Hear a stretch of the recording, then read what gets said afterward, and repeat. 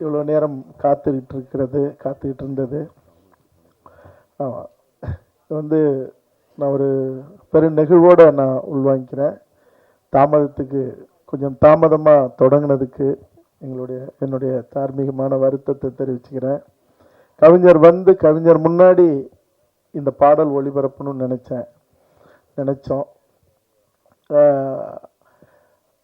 தவிரவும் அவர் இருந்து பார்த்துருந்தா இல்லாமலே நான் கடைசி நேரத்தில் பகிரியில் வாட்ஸ்அப்பில் அனுப்புனதை பார்த்துட்டே அவர் வந்து என் மீது இருக்கிற பேரன்பையும் பெரும்பாசத்தையும் அவர் காட்டினதுங்கிறது மறக்க முடியாத அவருடைய உரை.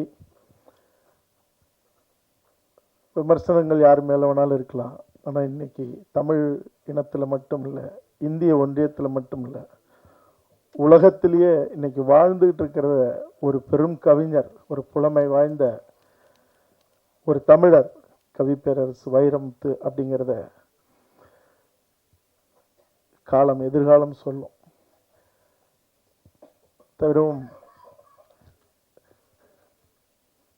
அவர் மட்டும் இல்லை, அவர் பேச்சில் இருந்த அந்த அன்பு பாசம் மட்டும் இல்லை, இங்கே மேடையில் இருக்கிற என்னை வளர்த்து விடணும்னு முடிவு பண்ணி இந்த படைப்பை தொடங்கின விகே ப்ரொடக்ஷன்ஸ், என்னுடைய பெரும் பிரியத்துக்குரிய பாசத்திற்குரிய ஒவ்வொருத்தரும், அது உமாதேவன் ஐயாவாக இருக்கட்டும், குரல் அமுதனாக இருக்கட்டும், பாஸ்கர் ஐயாவாக இருக்கட்டும், இது அடுத்த கட்டத்துக்கு எடுத்துகிட்டு போகணுன்னு வந்து என்னோடு இணைந்த கர்நாடகத்திலிருந்து வந்த ஒரு தமிழர் கிருஷ்ணமூர்த்தி அவர்களாக இருக்கட்டும், நான் எப்பொழுதும் தோளோட நிற்பேன், உன்னை வளர்த்துறது என்னுடைய வேலைன்னு இறுதி கட்டத்தில் ஆகிற எல்லா செலவையும் ஏற்றுக்கொண்ட ஐயா சரவணராஜா ஐயா அவர்களாக இருக்கட்டும், இதில் சில தடங்கல்கள் இதெல்லாம் வரும்போது அதெல்லாம் கூட நின்று சரி செஞ்ச ஐயா சுந்தரவரதன் ஐயாவாக இருக்கட்டும், எப்பொழுதும் துணை நிற்கிற கண்ணன் சகோதரராக இருக்கட்டும், முதல் வெள்ளை பேப்பர்ல இருந்து இதுவரைக்கும் எல்லா காட்சிகளையும் குரல் பதிவு செய்கிறதுலேருந்து முடிகிற வரைக்கும் எல்லாத்தையும் பார்த்து என் தோளோடு தோல் நிற்கிற என்னுடைய பேரன்பிற்குரிய சகோதரர் சுரேஷ் காமாட்சி அவர்களாக இருக்கட்டும். பல நேரத்தில் எனக்கும் அவருக்கும் பெரும் வாக்குவாதம் வரும். ஆனால் உள்ளுக்குள்ளே ஒரு பேரன்பை சுமந்து எப்பொழுதும் என்னோட தூரத்தில் இருந்தாலும் ஒரு என்ன இது இப்படி போ இப்படி செய் அப்படின்னு சொல்கிற தங்கர் பச்சான் அவர்களாக இருக்கட்டும்.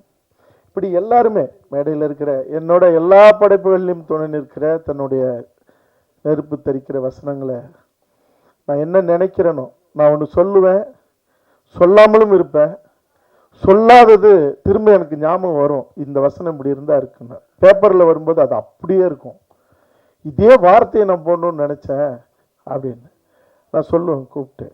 அப்படி எல்லா நேரத்திலும் ஒரு நெருப்பு சிற்பத்தை போல தன்னுடைய வசனங்களால் என் கூடவே இருக்கிற என்னுடைய தம்பி பாலமுரளிவர்மனாக இருக்கட்டும். இப்படி எல்லாருமே இந்த அன்புன்றது இவர்கள் மட்டும் இல்லை, நான் ஒரு பேச்சுக்கு சொல்லலை, எதிரில் உட்கார்ந்துருக்கிற ஒரு என்னுடைய ஊடக தோழமைகள் சகோதரர்கள், உங்களுக்கும் நான் அது என்ன வார்த்தை சொல்கிறதுன்னு எனக்கு தெரியல, நீங்களும் அந்த பேரன்பை எல்லா நேரத்திலையும் செலுத்திக்கிட்டு இருக்கீங்க. என்னை பார்க்கும்போது, நான் படைப்பு செய்யாத போது, போராட்ட காலத்தில் இருக்கும்போது அது முடிச்சுட்டு இங்கே இங்கே ஒரு ஒரு இல்லைன்னு நினைக்கிறேன், ராஜ் டிவியில் அவர் இருந்தார், அவர் என்னை லிஃப்டில் பார்த்து இந்த ஜல்லிக்கட்டு போராட்டத்தில் என்னை முதல் முறையாக என்னை கட்டி பிடிச்சி முத்தம் கொடுத்தாரு கன்னத்தில். ஒரு ஆணுகிட்ட வாங்கின முத்தம் அது, ஒரு ஊடகவியலாளர்.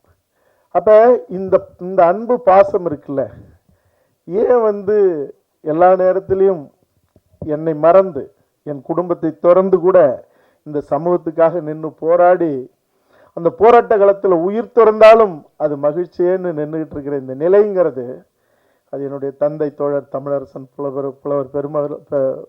கலியபெருமாள் அவங்களோட நின்று உயிர் திறந்து பல ரணங்களை அனுபவித்து இந்த எல்லாம் பார்த்த நிலையில கூட தொடர்ந்து நிற்கணுங்கிறதுங்கிறது வந்து இந்த சமூகம் காட்டுற பேரன்பு மட்டும் இல்லை, இந்த இனம் சுமந்த ஒரு பெரும் வரலாறும் கூட. இந்த படைப்பு கூட நான் போன முறை மறுபடியும் இங்கே ஒளிபரப்பு சில பாடல்களும் ஒரு வீரப்படையாண்ட வீராங்கிற அந்த லிரிக்கல் வீடியோவும் அந்த முன்னோட்ட காட்சி முதல்லையும் கடைசியில் போட்டதெல்லாம் வந்து ஏற்கனவே அதுக்கு முன்னாடி இருக்கிறதெல்லாம் நீங்கள் பார்த்தது. ஆனால் 3 மாதங்களுக்கு முன்னாடி திரும்ப நாங்கள் இதை போட வேண்டிய ஒரு நிலைங்கிறது வந்து அன்னைக்கு உங்களோட நான் பேசலை, நீண்ட நேரம் ஆயிடுச்சு. திரு சீமான் அவர்களுடைய உரையாக இருக்கட்டும், எல்லாமே பொறுப்பானதா. அன்னைக்கும் சரி இன்னைக்கும் சரி ஒரே ஒருத்தர் கூட ஒரு வார்த்தை கூட ஒப்பனைக்கு இல்லாமல் இருந்தது இருக்குல்ல, இதெல்லாம் ஒரு பெரிய தரிசனமாக நான் பார்க்குறேன் என்னுடைய வாழ்க்கையில். அதில் நீங்கள் எப்பவும் துணை நிற்கிறதும் நேரம் கடந்த இந்த நிலையில் கூட அண்ணாந்து பார்க்குற வானத்தில் மட்டும் இல்லை, இந்த அரங்கத்திலையும் வெண்மணி பூச்சிகளாக நட்சத்திரமாக இன்னைக்கு அது வந்து உங்களோட நானும் என்னோட நீங்களும் நாம் எல்லாரும் இந்த படையாண்ட மாவீராவுக்கு இந்த இடத்துல அமர்ந்திருக்கிறது சந்திக்கிறதுங்கிறது பெரு நெகிழ்வானது. என்னன்னா ஒரே ஒரு செய்தியை மட்டும் சொல்கிறேங்க. எல்லாரும் கிருஷ்ணமூர்த்தி அவர்கள் பேசும்போது, சகோதரர் தங்கர் பச்சான் அவர்கள் பேசும்போதெல்லாம் சொன்னாங்க, மனநோயாளிகள் நிறைஞ்ச இடம் ஊடக உள்ள அந்த ஒவ்வொரு காட்சி பதிவிலையும் ஏதாவது ஒரு பதிவில் வந்து பின்னூட்டமிடும்போது மனநோயாளிகளா பதிவிடுறாங்க அப்படின்னாரு. அவர் தயாரிப்பாளராக புதுசு கிருஷ்ணமூர்த்தி அவர்கள் பல கோடி ரூபாய் இதில் வந்து இந்த படைப்பில் தன்னுடைய பங்களிப்பு செஞ்சிருக்காரு. ஆனால் கர்நாடகத்தில் இருக்கிறாரு. அவருடைய வழியை அதை சொல்லும்போது இப்போ நான் கூட வந்து கொஞ்சம் அமைதியாக இருங்க, தப்பா எடுத்துக்கணும். பின்னாடி இருக்கிற சகோதரர் அவங்க அதாவது வழக்கமாக போராட்ட களத்தில் என்னை பார்க்கும்போது அது வந்து ஒரு இயல்பான ஒரு நிலை தான். அந்த களத்தில் நான் நிற்கும்போது நீங்கள் பார்த்துருப்பீங்க, ஒரு பெரும் தகிப்பாக இருப்பேன். ஆனால் வேற எந்த இடத்துலையும் நான் அப்படி இருக்கிறது இல்லை. ஆனால் அந்த தகிப்பான மனநிலையும் பெரும் கோபத்தையும் இந்த படைப்பை நான் செய்யும்போது என் மேலே கரைப்படுத்தின காயப்படுத்தின பதிவு செய்யப்பட்ட வார்த்தைகளும் வாக்கியங்களும் அந்த இயல்புலேருந்து நான் மாறுறதுக்கு கற்றுக்கிட்டேன். இல்லாட்டி போனால் இப்போ கூட அதற்குரிய மனிதர்கள் யாருன்னு எனக்கு தெரியாதில்லை. அவனை மனிதனே சொல்ல முடியாது, மிருகத்துக்கு ஈடானவர்கள் தான் சொல்லணும். யாருன்னு தெரிஞ்சும் கூட நான் அமைதியாக இருக்கிறதுக்கான காரணம் என்னன்னா, 50,000 ஆண்டுகள் வரலாறு கொண்ட இந்த தமிழர் குடிகளில் நான் உயிராக நேசிக்கிற அத்தனை தமிழ் சமூகங்களும் தனித்தனி சமூகங்களும் அதுக்கு என் தந்தை நின்னது போல 43 ஆண்டுகளுக்கு முன்னாடி நான் ஏற்கனவே சொல்லியிருக்கேன்னு நினைக்கிறேன், ஊருக்குள்ள சாலையில் ஊர் சாலையில் என்னுடைய தந்தை தன்னுடைய சொந்த நிலத்தை பூர்வீக நிலத்தை பட்டியல் சமூகத்துக்கு கொடுத்ததுக்காக எங்கள் ஊர் தேரில் நான் கை வைக்க முடியாது. சொந்த அத்தை பையன் பச்சையாக திட்டி பட்டங்கட்டி சொந்த அத்தை பையன் போடா வைப்பாங்க, திண்ணையில் உட்கார வைக்கிறான், வீட்டில் நடுக்கூடத்தில் வச்சு சோறு போடுறான், நீ எல்லாம் நீ அப்படி தான் இருக்க போகிற, இங்கே நிற்காத அப்படின்னு என்னை துரத்துவாங்க. அந்த வழியில் வந்தவன் இன்னும் அதே மனநிலையில் தான் நான் இருக்கேன். காரணம், தமிழ் மண்ணில் பிறந்தவன்ல எவனும் உயர்ந்தவனும் இல்லை தாழ்ந்தவனும் இல்லை. பேருக்கு சாதி இருக்கலாம், ஆனால் ஒரு தாய் மக்கள்ங்கிறதுல எந்த மாற்றமும் இல்லை. அந்த மாற்றத்தை உறுதி செய்ய எவன் இந்த மண்ணில் கங்கணம் கட்டிட்டு நின்னாலும் அவன் அடியோடு வீழ்த்தப்பட வேண்டியவன் அப்படிங்கிறதான். அப்படி இருக்கும்போது ஒரு சாதிய படத்தை ஏன் எடுக்கணும் அப்படின்னா, நீங்கள் ஒரு வரலாற்றில் தான் தொடங்கணும். அந்த வரலாற்றை முடிக்கும்போது அதுக்காக மாற்றி எழுதப்படுறதில்லை, அந்த மாற்றத்துக்காக நின்னவனுடைய வரலாறை சொல்லும் போது தான் இந்த மண்ணில் இருள் மண்டி கிடக்கிற குப்பையும் கூலமுமா இன்னும் சொல்லப்போனால் அழுக்கு மண்டி கிடக்கிறத அதை அழிக்க எரிக்க சாம்பலாக்க அதிலிருந்து தான் நீங்கள் எடுக்க வேண்டியது இருக்கு. அப்படிப்பட்ட ஒரு படைப்பு தான் இந்த படைப்பை. இதில் இருக்கிற உங்களுக்கு நிறைய கேள்விகள் இருக்கும், எனக்கு தெரியும்.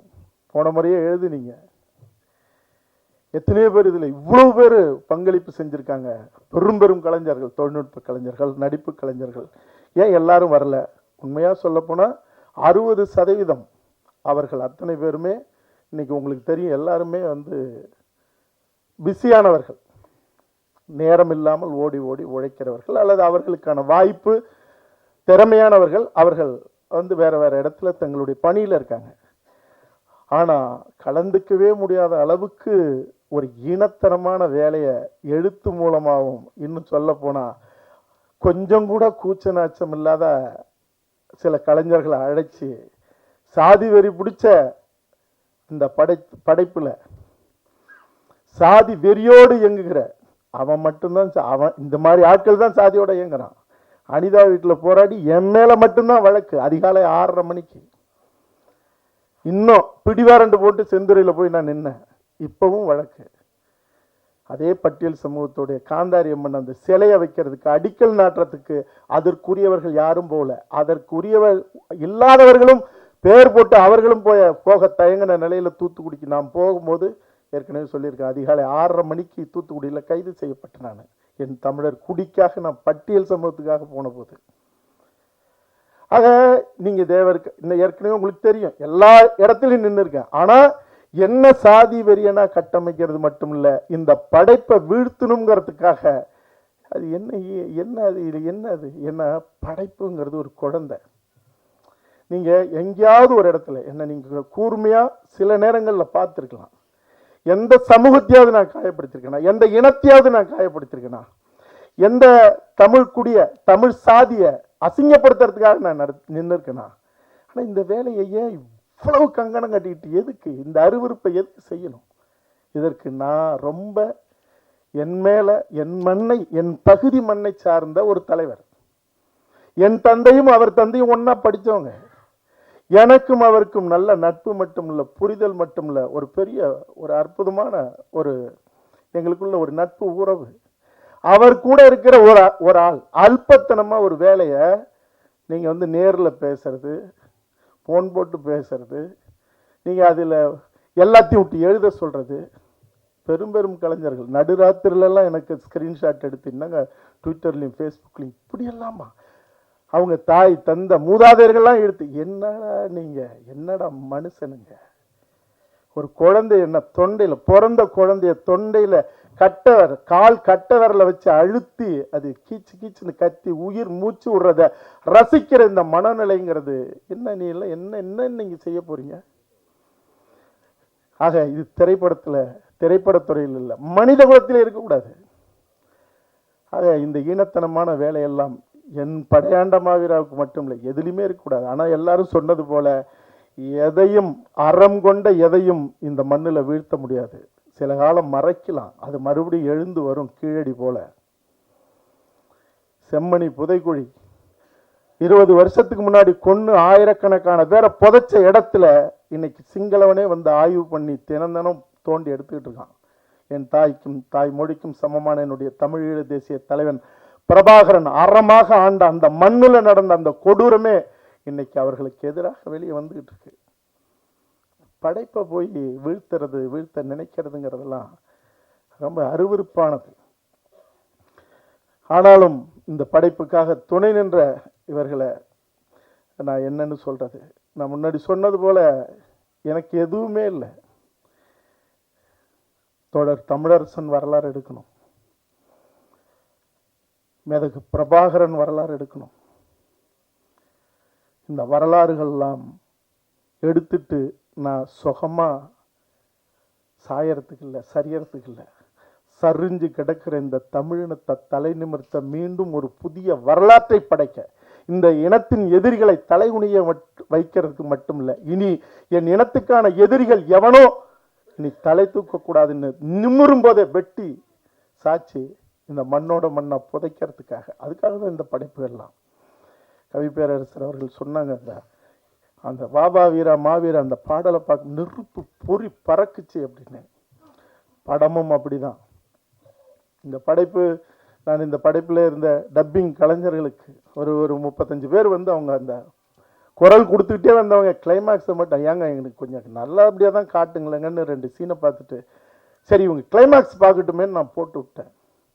நீங்கள் படமாக பார்க்கும்போது அந்த இறுதிக்கட்ட காட்சி வரும், அதுதான் அந்த சைந்தவி அவர்கள் பாடின அந்த பாடல், வைரமுத்து அவர்களுடைய அந்த வரிகளும், ஜிவி பிரகாஷோடைய அந்த உயிர் சுமந்த அந்த மெட்டும், சைந்தவி அவங்களுடைய குரலும், நீங்கள் கண்ணுள்ள எவரும், அவன் மொழி வேறையா இருக்கலாம், சாதி வேறையா இருக்கலாம், இனம் வேறையா இருக்கலாம், எதுவா வேணாலும் இருக்கலாம், அவன் கண்ணீர், அவன் கதறி விம்மி, அவன் கண்ணீர் கன்னத்தில் வழிஞ்சு நெஞ்சில் இருக்கிற அந்த சட்டையை, இதயத்தை நினைக்கும். அது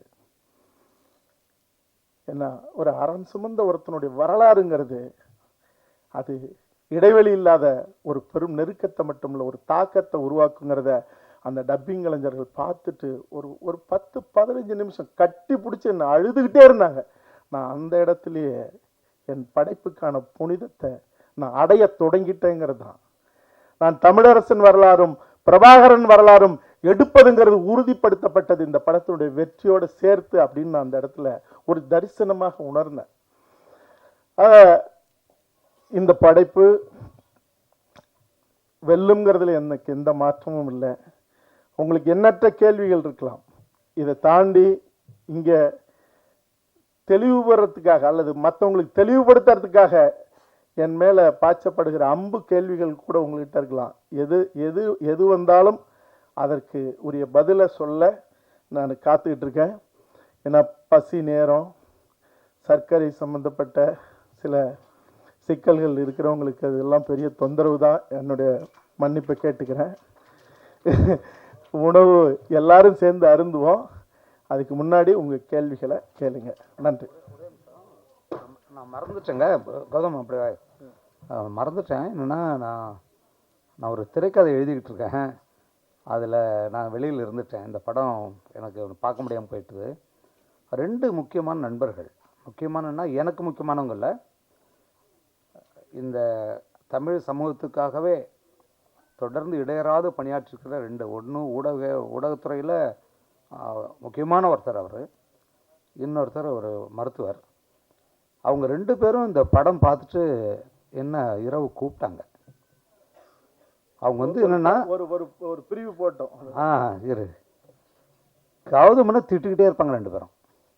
இவன் என்னங்க இவன் ஒரு வேலை, என்னங்க படம் எடுக்கிறான், அது பண்ணுறாங்க, எங்க அவன் சும்மாவே இருக்க மாட்டேங்கிறான், போய் கத்திப்பறா மேம்பாலத்துக்கு பூட்டை போட்டுட்டு இருக்கான், நாங்கள் என்னங்க அவன் இப்படி ஆளாங்க, என்னங்க அது இப்படி எனக்கு திட்டுவாங்க, ஏன்னா என் கூட தான் இருக்கிறாள் கௌதமன். சரிங்க படம் என்னங்க அது சொல்லுங்கண்ணா. நல்லா எடுத்துட்டாங்க படம், ரொம்ப நல்லா இருக்குதுங்க அப்படின்னாங்க. அப்படிங்களா அப்படின்னா, இல்லை நீங்கள் பாருங்கள், ரொம்ப நாங்களாம் அழுதுட்டோம் 2 பேரும். நாங்கள் வாழ்க்கையில் அழுதே இருக்க முடியாத அவங்க 2 பேரும் அப்படி சொன்னால் எனக்கு மகிழ்ச்சியாக இருந்தது. நான் அதை சொல்லணும். ஏன்னா இது கௌதமா, நீ அவங்க அப்படி சொல்ல மாட்டாங்க, சொல்ல வச்சுருக்க, எனக்கு அது மகிழ்ச்சி. தம்பி நீ தமிழ் நீ நல்லா வாடா, நீ வாடா வா. ஏன்னா நான் அந்த கடமை தவறிட்டேன். நல்லா வரணும். கௌதமன் கொஞ்சம் கூட ஒரு பகட்டு இல்லாமல் பிள்ளைய அந்த ஒரு தமிழ் உணர்வோடு வளர்த்துட்ருக்காரு. நீ நல்லா வரணும். நீ என்ன பெரிய நடிகன் ஆகிட்டு இந்த மக்களை தொந்தரவு பண்ணக்கூடாது, சரியா? சரி. மைக்கிலே கேளுங்க, ஏன்னா பதிவாகணும்ல. இந்த படம் காடுவெட்டி குருவோட வரலாறு அப்படின்னு நீங்கள் சொல்லிக்கிட்டு இருக்கீங்க. ஆனால் அதிகாரபூர்வமாக நீங்கள் எங்கேயுமே உங்கள் விளம்பரத்துலேயோ உங்கள் இதுலேயோ பதிவு பண்ணலையே. இது இவருடைய வரலாறு தான் பதிவு பண்ணல. 1. 2வது, அவர் குடும்பத்தை சேர்ந்தவர்களை எங்கிட்ட கேட்காமலேயே ஒரு படம் எடுத்துகிட்டு இருக்காரு. நாங்களே அப்படி ஒரு படம் எடுக்கிற மாதிரி ஐடியாவில் இருக்கோன்னு சொல்லியிருக்காங்க. சரி, போன இசை வெளியீட்டு விழாவுக்கு வந்தீங்களா? வரலையா? நான் போன இசை வெளியீட்டு விழாவிலேயே பிரகடனப்படுத்திட்டோம். நீங்கள் கேட்ட முதல் கேள்வி. 2வது கேள்விங்கிறது சொல்லலையே. இது பேசுற ட்ரூ லவ் ட்ரூ ஸ்டோரி இவரோட இது அப்படின்னு நீங்க அதிகாரபூர்வமா உங்க ப்ரோமோல நீங்க படம் பார்க்கும்போது இந்த படத்துல நான் 2 பேராவும் எடுத்தேன். காடுவெட்டி குருன்னு எடுத்தேன். அப்புறம் நாம எல்லா நேரத்துலையும் அதிகார வர்க்கத்தை எடுத்துக்கிட்டு தானே இருக்கோம். விடலன்னா காடுவெட்டி குணான்னு எடுத்தேன். என்னுடைய பாடல் வெளியீடு முன்னாடி நடந்தது, கொடுக்க மாட்டேன்ட்டாங்க. சமூகத்தின் பெயரை சொல்லக்கூடாது, அவர் பேரை சொல்லக்கூடாது, எங்க குருசாமிலாம் அவர் புலிக்கொடி பாடல், இன்னும் எத்தனையோ அது உங்களுக்கு தரவே முடியாதுன்ட்டாங்க. எனக்கும் அந்த சென்சார் அதிகாரி உயர் அதிகாரிக்கும் இதுவரைக்கும் தமிழ் சினிமாவில் அப்படி ஒரு வாக்குவாதமும் ஒரு கசப்பும் நடந்திருக்குமா, தகிப்பும் நடந்திருக்குமான்னு எனக்கு தெரியாது. நீங்கள் எங்கே வேணாலும் போங்க, தர முடியாதுங்க. நீங்கள் படம் எடுத்து முடிச்சதுக்கு அப்புறம் படத்துக்குள்ள இந்த சமூகத்தில் பெரிய சிக்கலும் கலவரமும் வந்தால் யாருங்க பொறுப்பு? அதுக்காக நான் வந்து ஐஏஎஸ் படிச்சுட்டு வந்திருக்கேன் அப்படின்னு அவர் சொன்னேன். இதுக்கு முன்னாடி எதுவுமே அப்படி செய்யாதவன், நான் கொடுத்த பாட்டிலையுமே எந்த சிக்கலும் இல்லாதப்ப நீங்கள் கொடுக்க முடியாதுன்னு சொல்கிறதுக்கு உங்களுக்கு என்னங்க அதிகாரம் இருக்குது? இதுக்கு தான் நீங்கள் அந்த படிப்பை படிச்சுட்டு வந்தீங்களா அப்படின்னு கேட்டேன். நீங்கள் என்ன சொன்னாலும் சரி, எனக்கு என்ன கொடுத்த வேலையை தான் நான் செய்ய முடியும். இல்லை இங்கே யாருமே, நான் சொன்னேன் பாட்டில் கலவரத்தை ஏற்படுத்தினா நீங்கள் வெட்டுங்க, படத்தில் வேணாலும் வெட்டுங்க.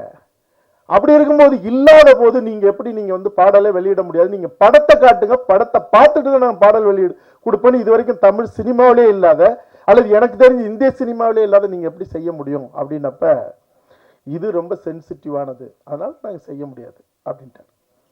நான் உண்மையிலே ஒரு பெரும் வார்த்தை, அது ஒரு படைப்பாளியுடைய கோபமான தரம் தாழ்ந்த வார்த்தை இல்லை, ஒரு வார்த்தையை சொல்லி வயிற்றுல அடிச்சுட்டு படைப்பை இப்படியெல்லாம் சிதைக்கக்கூடாது அப்படின்னு சொல்லிட்டு வந்துட்டேன். படைப்பை பார்த்தாங்க, பார்த்துட்டு நீங்கள் கேட்ட கேள்விக்குள்ளேயே ஒரு பதில் இருக்கு. இந்த படைப்பு வழக்காடு மன்றத்துக்கு போயிருக்கு. வழக்காடு மன்றத்துக்கு போறதுக்கு அவங்களுக்கு 100% உரிமை இருக்கு. வழக்காடு மன்றத்தில் என்ன போயிருக்கு? என் தந்தை பெயருக்கு களங்கம் ஏற்படுத்துவது போல இந்த கதை அமைக்கப்பட்டிருப்பதாக நாங்கள் நம்புகிறோம், அதனால இந்த படத்துக்கு சென்சார் தரக்கூடாது. சென்சார் கோர்ட் டைரக்ஷன் எங்க சென்சார் கொடுத்துருச்சு. சென்சார் வந்து அதுக்கு தான் இது பதிலுக்கு நானும் வழக்குக்கு போனேன். நீங்க ரெண்டையும் பாருங்க, கொடுக்கறது கொடுக்காதுங்கிறது உங்களுடைய தீர்ப்புல உங்களுடைய முடிவுல இருக்குன்னு ஹைகோர்ட் சொல்லிடுச்சு. அதனாலதான் நான் தரமாட்டேன்னு இன்னும் ஸ்ட்ராங் ஆனாங்க. அப்போ படைப்பை பார்த்ததுக்கு அப்புறம் என் பாடல் வெளியீடு தள்ளி போச்சு. படத்தை பார்த்தாங்க, பார்த்துட்டு 2 மணி நேரம் என்னை கூப்பிடாமலே டிஸ்கஷன். அப்புறம் உள்ள கூப்பிட்டாங்க, காரணங்களா கேட்குறாங்க. இந்த படைப்பை எதுக்காக எடுத்தீங்க, என்ன ஏது, என்ன இதுக்கு என்ன ஆவணம் இருக்கு? நான் ஆவணங்களை எல்லாத்தையும் எடுத்துட்டு போயிருந்தேன். ஜூனியர் விகடன்லேயே ஒரு வரலாறு தொடங்கி ஒரு கட்டம் போய் நின்று இருக்கு. ஆனந்த விகடனில் கேட்டேன், அவங்க தேடி எடுத்து கொடுத்தாங்க. ஏன்னா என்னுடைய நோக்கம் என்னங்கிறது அவங்களுக்கு தெரிஞ்சதுனால எல்லா ஆவணத்தோடையும் நான் எடுத்துட்டு போய் கொடுத்தேன். இவங்க கொடுக்க மாட்டாங்க, இது நடக்கவே நடக்காது, பெரும் சிக்கலாக போகுதுன்னு நான் நினச்சிட்டு இருந்தேன். அவங்களுடைய இடத்துல நின்று அவங்க ஒரே ஒரு விஷயம் சொன்னாங்க, இந்த படைப்பு ஒரு நேர்மையை சொல்லுது, ஒரு அறத்தோட படைக்கப்பட்டிருக்கு, ஏன் நீங்கள் இதில் அவருடைய படத்தையே போட்டு நீங்கள் சமர்ப்பணம்னு சொல்லக்கூடாது அப்படின்னாங்க. அதை நான் செஞ்சுருக்கேன். நீங்கள் கேட்ட கேள்வி அதுதான். ரெண்டாவது, இந்த அவங்க வழக்கு போட்டதுங்கிறது எங்கள் அப்பா பேருக்கு களங்கம் வைக்கிறது. நான் தம்பி கனலுக்கு இந்த படத்தை பாரு அப்படின்னு நான் கூப்பிட்டேன். இன்னொரு விடயம், எனக்கு நேரடி உறவினர் அண்ணன் குரு அவர்கள், அவன் என்னுடைய தம்பி. நான் அது சம்பந்தமான கேள்விக்கு வேற எந்த பதிலையும் சொல்லி அவர்கள் மீது எந்த களங்கமும் வந்துடக்கூடாது, அது என் மேலேயே சுமத்தப்பட்டுகிற களங்கம் அது. அதனால சொல்லப்பட்ட குற்றச்சாட்டு எங்கள் அப்பாவுக்கு களங்கம் ஏற்படுகிறது. நீங்கள் படைப்ப பாடல் முன்னோட்டம் மட்டும் பார்த்துருப்பீங்க, அது களங்கம் வந்திருக்கா இல்லையான்னு உங்களுக்கும் தெரியும். படம் பார்த்ததுக்கு அப்புறம் எல்லாருடைய கண்ணீரும் அதுக்கு பதிலாக இருக்கும். கடைசி தம்பி இருங்க, நான் முடிச்சார் ஒரே நிமிஷம். சரி, ஒரே நிமிஷம். அதாவது ஒன்று சார், அவர் காடுவெட்டி குரு வந்து ஒரு எளிய தலைவர், எளிய மக்களுக்காக உழைத்த தலைவர். அவருடைய வரலாற்றை வந்து இவ்வளோ கலர்ஃபுல்லாக சினிமா சமரசங்கள் அதிகமாக வைத்து எடுக்கணுமா, யதார்த்தமா எடுத்துருக்கலாமே? ஆர்ட் ஃபில்ம் எடுத்தா நீங்கள் வந்து பார்த்துருவீங்களா? ஆர்ட் ஃபில்மை எடுத்து எவங்காசியாவது பிடுங்கி அவங்கள கோமணத்தோட சென்னையிலேருந்து அனுப்பணும், அதானே? படைப்புங்கிறது கலை சார்ந்தது, அலங்காரம் சார்ந்தது. அதை பார்த்து தினம் திரையை பார்த்து குரல் பதிவு செய்கிறவங்களே கதறி அழுவும் போது உங்களுக்கு நோக்கமும் இலக்கும் என்னவோ அது முக்கியமானது. கருத்தும் போய் சேரணும், காசு போட்டவங்களுக்கு பணமும் வரணும். யார் காசுலேயே நான் குளிக்கக்கூடாது, அதுதான் இது. இப்போ படைப்பை பார்க்கும்போது நான் ஒண்ணே ஒன்று உரிமையோட கேட்டுக்கிறேன் என் ஊடக தோழமைகள்கிட்ட. உங்களுக்கு பாடல் பார்த்தீங்க, முன்னோட்டம் பார்த்தீங்க, உங்களுக்கு சிலிர்ப்பு ஏற்பட்டுதா? இருந்தது இல்ல? அப்ப அது முக்கியம் தானே. நான் அழுக்கு வேட்டியும் அழுக்கு சட்டையும் போட்டு ஒரு சாதாரண ஒரு ஒளிப்பதிவாளரை வச்சு இல்லை ரொம்ப சாதாரணமாக ஒரு படைப்பை செஞ்சு நான் எடுத்துட்டு வந்தா இந்த வார்த்தையை நீங்கள் சொல்லுவீங்களா?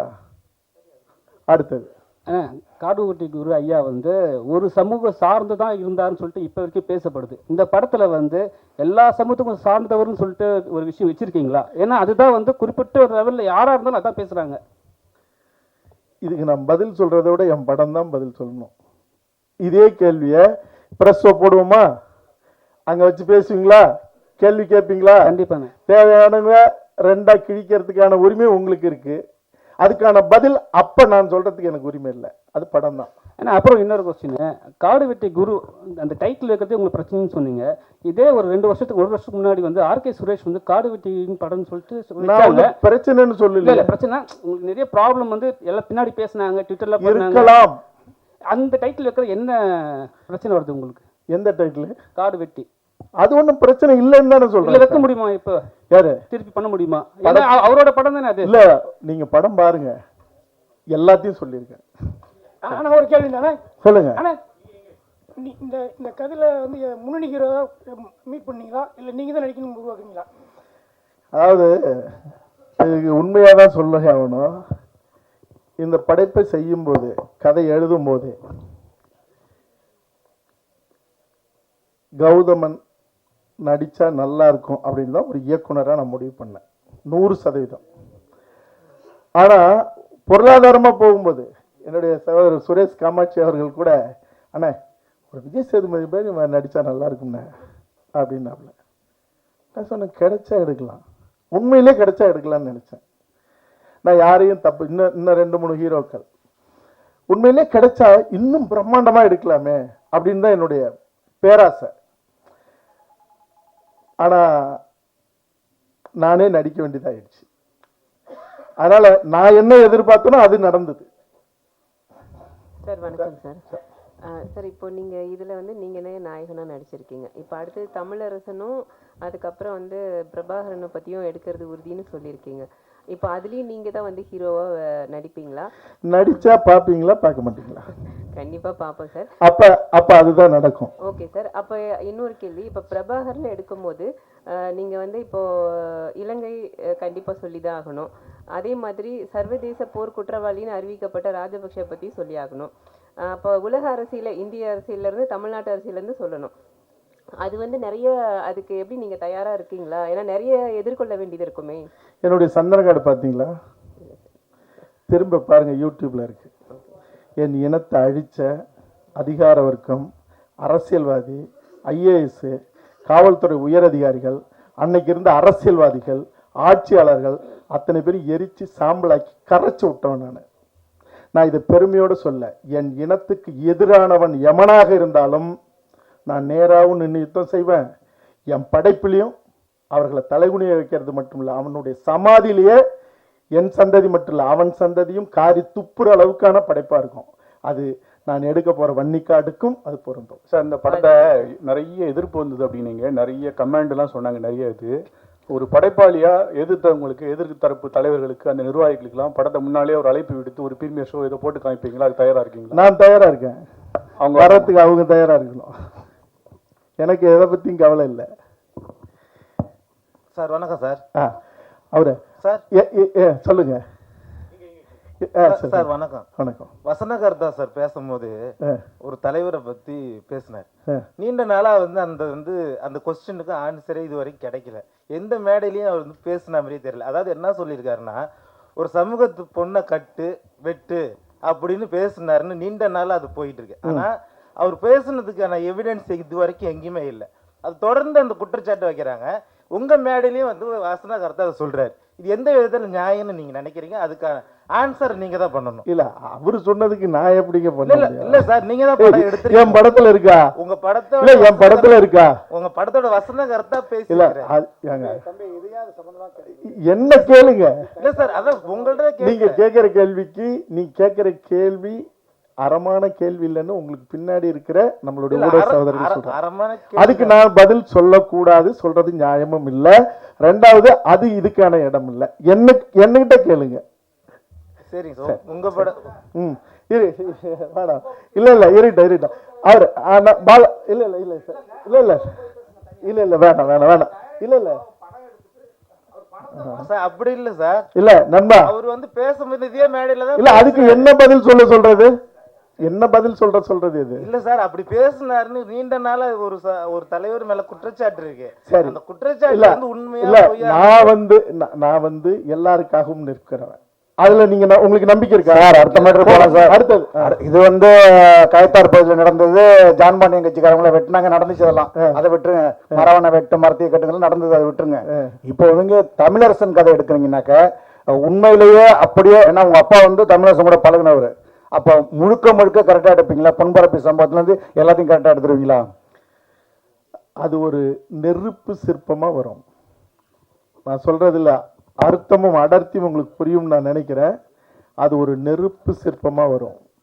தோழர் தமிழரசன் அவர்களை பொன்பரப்பி அந்த வங்கி வாசல்ல, அந்த ஏரி குளத்துக்கு பக்கத்துல நீங்க எந்த அதிகார வர்க்கம் திட்டமிட்டு அயோக்கியத்தனமாக அவரை அடிச்சு அவரை சிதைச்சு அந்த இடத்துல கொன்னார்களோ, கொல்லும்போது அந்த இடத்துல குளம் நிறைய தண்ணீர். ஆனா காவேரி உரிமைக்காகத்தான் அந்த வங்கி பறிப்புக்கே போனது. தமிழ்நாட்டுக்கே தண்ணி வேணும்னு சொன்ன ஒருத்தனை அடிச்சதோட மட்டும் இல்ல, காவல்துறை முன்னாடி மக்களை நிறுத்தி அடிச்சதோட மட்டும் இல்ல, அவரு தண்ணின்னு வாய் அசையும் போது தண்ணி கூட குடிக்காத அடிச்சு கொன்ன அந்த காட்டு மிராண்டிகள், அதிகார வர்க்கம், காவல்துறை, அவர்களோடு நின்ன கயவர்கள். ஒரு கட்டத்தில் அந்த ஊர் மக்கள், அந்த மக்களுக்கு ஏதாவது செய்யணும், அந்த மக்களுக்கு சேர்ந்து அடிச்சு கொன்னுருச்சுன்னு அன்றைய ஆட்சி, அதிமுக ஆட்சி, எம்ஜிஆர் ஆட்சி, அந்த மக்களுக்கு பள்ளிக்கூடம் கட்டி கொடுத்தது, சமூக நல கூடம் கட்டி கொடுத்தது.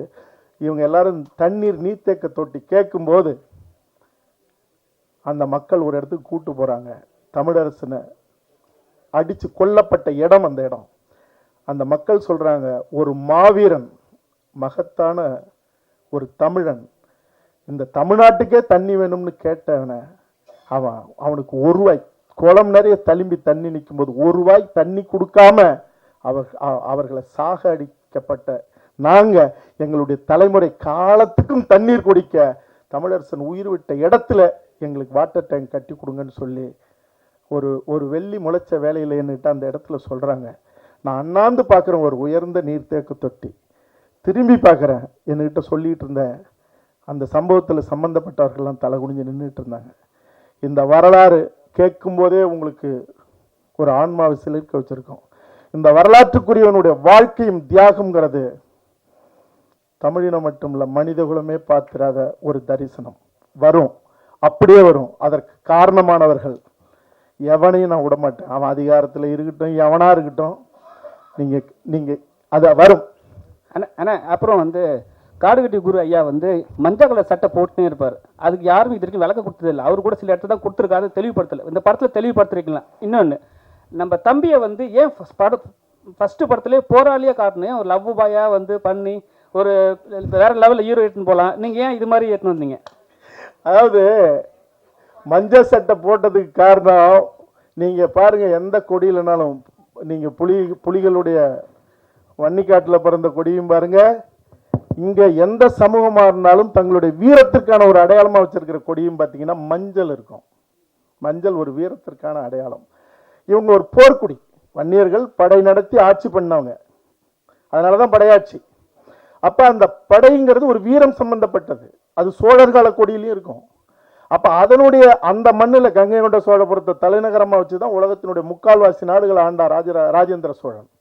அப்ப அதுல அவர் ஊர் இருக்குல்ல, படைநிலை காடுவெட்டி, காடை வெட்டி திருத்தி தன்னுடைய ராஜராஜ சோழன் பல லட்சக்கணக்கான படைகளை நிறுத்தப்பட்ட இடம் அந்த இடம், அதான் படைநிலை காடுவெட்டி. அப்ப அந்த மண்ணில் இருந்தவங்க அதை அவர் அடையாளமாக வச்சு அவங்க அதுக்கப்புறம் சங்கமா தொடங்கி அப்படி வரும்போது அது ஒரு கட்டத்தில் அது போடப்பட்டது. இதெல்லாம் இவ்வளவு விளக்கமெல்லாம் நான் படத்துல சொல்லலை. ஏன்னா படத்துல சொல்றதுங்கிறது, உன்னையும் இந்த மண்ணையும் காக்கணும்னா ஒரு தாய் மக்களா நில்லுங்கடா, இல்லாட்டினா உங்களுடைய 50,000 ஆண்டுகள் வரலாறு கொண்ட இந்த இனத்தினுடைய தடயம் வரலாறு எதுவுமே இல்லாம போயிடும்.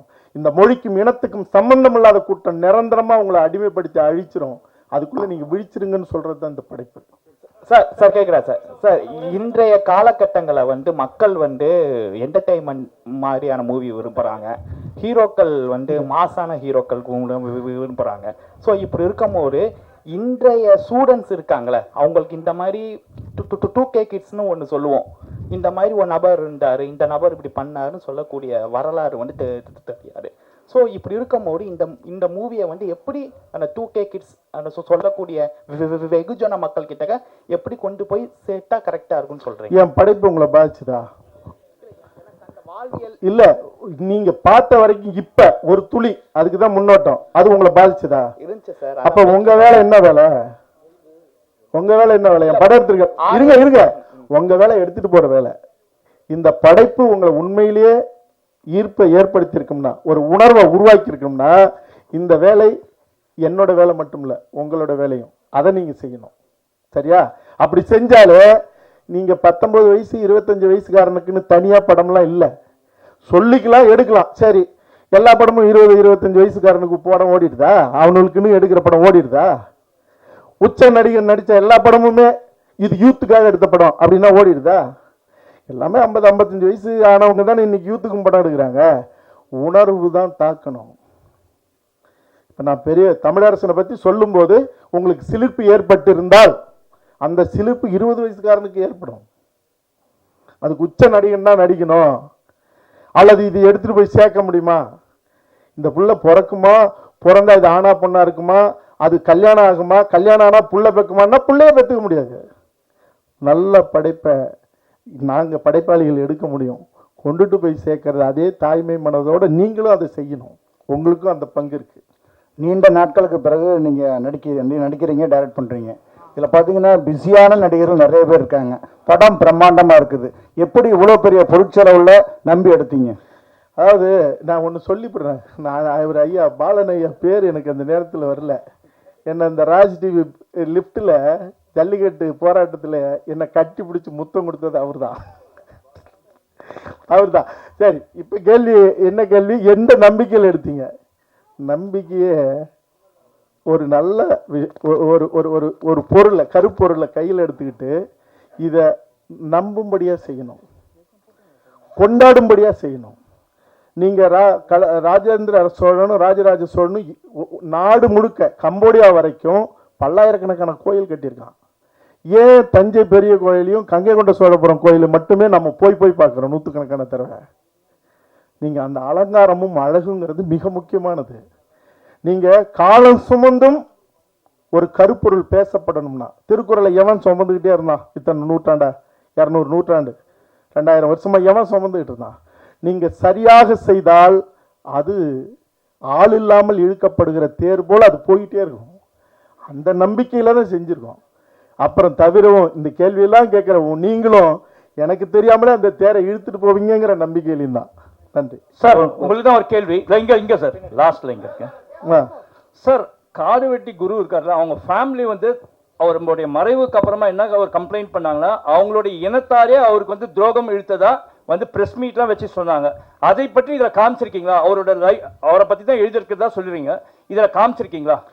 ஏன்னா அவரே வந்து அதிருப்தியா இருந்தாங்க, அவங்க ஃபேமிலி இனி வரைக்கும் வந்து துரோகம் இழக்கப்பட்டதா வந்து அதிருப்தியாவே இருக்காங்க. அதை இதில் காமிச்சிருக்கீங்களா? ஒரு விடயம் என்னன்னா, நான் துளசி செடியை தேடி போகிற ஒரு வேட்டைக்காரன், கஞ்சா செடியை தேடி போகிறவன் இல்லை. இந்த மண்ணில் சமத்துவமும் சமாதானமும் இந்த மண்ணுக்குரியவர்களுடைய தலை நிமிர்வையும் உறுதிப்படுத்துகிற படைப்பா மட்டுமே கருப்பொருள் எடுத்துக்கிட்டு செஞ்சிருக்கேன். அதனால கலவரம் ஏற்படுத்துவது என்னுடைய நோக்கம் இல்லை, அது அவரவர்களுடைய உரிமை.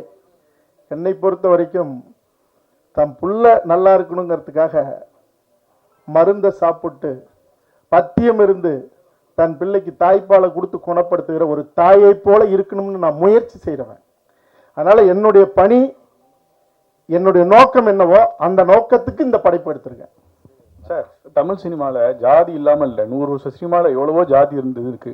சமீப காலமாக கர்ணன் வருது, அசுரன் வருது, திரௌபதினு வருது, படையாண்ட மாவீரன் வருது. இன்னைக்கு உள்ள அந்த ஒரு ஆரோக்கியமான அந்த யங்ஸ்டர்ஸ்க்குள்ள இது வந்து மோதலை ஏற்படுத்துறதா? மாறி மாறி நீங்கள் வந்து இப்படி உங்கள் படைப்பு அவங்க சொல்லுதோ அவங்க படைப்பு சொல்லுதோ ஒரு வன்முறையோ ஒரு மோதலையோ ஒரு ஜாதி பாசத்தையோ இல்லை ஜாதி வரியோ ஏற்படுத்தாதா? இவ்வளோ நேரம் உட்கார்ந்துருந்தீங்க, என்னுடைய முன்னோட்டத்தை பார்த்தீங்க, பாடலை பார்த்தீங்க. உங்களுக்கு எங்கேயாவது ஒரு சின்ன ஒரு அதிர்வு, எதிரான ஒரு மனநிலை என் படைப்பிலிருந்து உங்களுக்கு ஏதாவது வந்து சேர்ந்துருக்கா?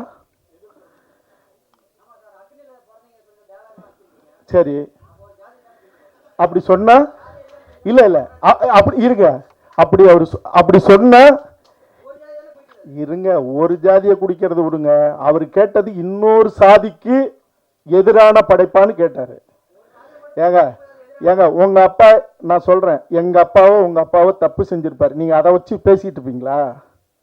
ஒரு சமூகத்தை பத்தி எடுக்கும்போது அவன் பெருமை பேசுறது அவனுடைய உரிமை. நீங்க இருங்க இருங்க காடுவெட்டி குரு அவர்களை பத்தி நான் சொல்லும்போது அவர்கள் காலங்காலமாக பேசப்பட்டுக்கிட்டு இருக்கிற தன்னுடைய ஒரு ஒரு குலத்தின் வரலாறுன்னு அவங்க பேச. இப்ப நான் கேட்கிறேன், ஒரு விஷயம் கேட்கிறேன், நான் இது ஒரு கான்ட்ரவர்சியல் ஆயிடக்கூடாதுன்னு நான் நினைக்கிறேன். இயேசு எப்படி பிறந்தாருன்னு சொல்லப்படுது, அல்லாஹ் எப்படி பிறந்தாருன்னு சொல்லப்படுது. எல்லாரும் இன்னைக்கு தேர் இழுத்து கூட்டிட்டு போறோம்ல, பிள்ளையார் எப்படி பிறந்தாருன்னு சொல்லப்படுது. அதுக்கெல்லாம் போய் இந்த கேள்வி கேட்பீங்களா? இந்த கேள்வி நேர்மையற்ற கேள்வி. அவர்கள் கொண்டாட யாவருக்கும் பாதகம் இல்லாத ஒரு நம்பிக்கைங்கிறது, இது ஆன்மீக நம்பிக்கையா இருந்தாலும் கடவுள் நம்பிக்கையாக இருந்தாலும் அத்தனையும் முட்டாள்தனமானதாக கூட இருக்கலாம். ஆனா இன்னொரு சமூகத்தை அல்லது ஒரு குழுவினுடைய அடையாளத்தை அல்லது அவர்களுடைய நம்பிக்கையை சிதைக்கிற வேலையை செய்யக்கூடாது. நான் இன்னொரு சமூகத்தை தப்பா சொன்னா, ஒரு சமூகத்தினுடைய பேரடையாளமாக இருந்த ஒருத்தர் சொல்லும் போது அவர்கள் நம்பப்பட்ட அவர்களுடைய அந்த வழி பெருமையை அவர்கள் பேசுறதுங்கிறது அதை சொல்லக்கூடாதுன்னு சொல்றதே வன்முறை. இதை சொல்வதனால் இன்னொரு சமூகத்தை தாழ்த்தியோ இன்னொரு சமூகத்தை வன்மப்படுத்துறதோ இருந்தால் அது தவறு. அந்த படைப்பாளி தடை செய்யப்பட வேண்டியவன். அதனால இந்த கேள்வி நேர்மையற்ற கேள்வி.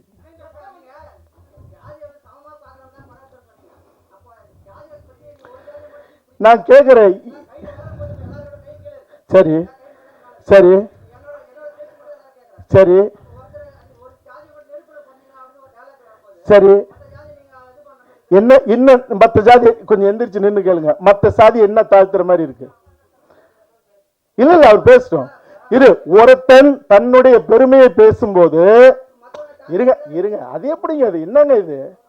ஒருத்தன் தன் பெருமையை பேச மாட்டான். ஒருத்தன் நான் யாரு தெரியுமா, எங்க அப்பா யாரு தெரியுமா, எங்க தாத்தா புலி குத்திருக்காரு தெரியுமா, எங்க அப்பா மாட்டை அடைக்கிருக்காரு தெரியுமா, நீ என்னடா கையை தூக்கிட்டு எங்க அப்பா மாட்டை அடைக்கினாருன்னு சொல்லி கேட்பீங்களா?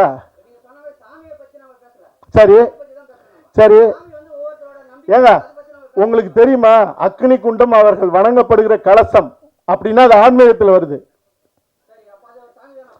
பின்ன என்ன, உங்களுக்கு அது தெரிஞ்சுக்கிட்டு கேளுங்க. அடுத்த கேள்விக்கு வாங்க.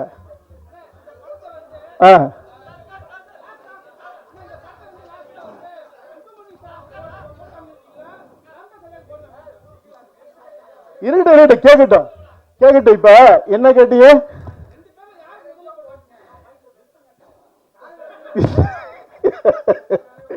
இருங்க, அதாவது 2 பேருக்கு போட்டு காட்டுவீங்களாங்கிறது நேர்மையான கேள்வி. 2 பேர்ல யாருக்கு முதல்ல போட்டு காட்டுவீங்கிறது அப்படியா? முடிஞ்சா 2 பேரையும் ஒன்னா பார்க்க வைக்கணுங்கிறதா என்னுடைய ஆசை. முயற்சி செய்யலாம். ஓகே ரைட், நன்றிகள்.